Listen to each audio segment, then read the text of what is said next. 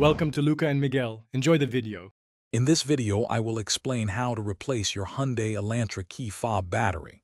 This simple task can save you a trip to the dealership and just a few minutes of your time.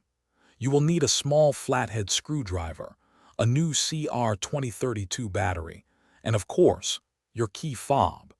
Make sure you have a clean, well-lit area to work in so you do not misplace any tiny components. Now let's open up your key fob.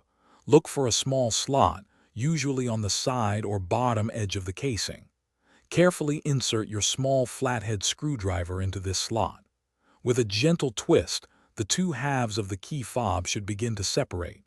Be sure to apply steady, even pressure to prevent any damage to the plastic or the delicate internal electronics.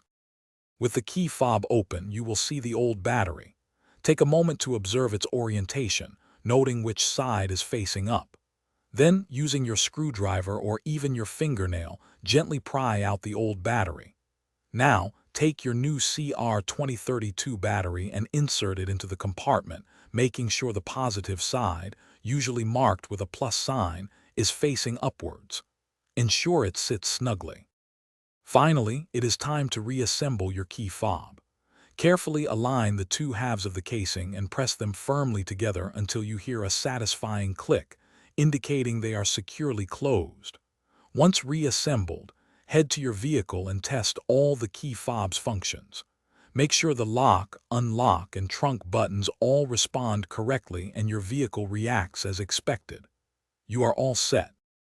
Thanks for watching and please subscribe. It's the best investment you'll ever make.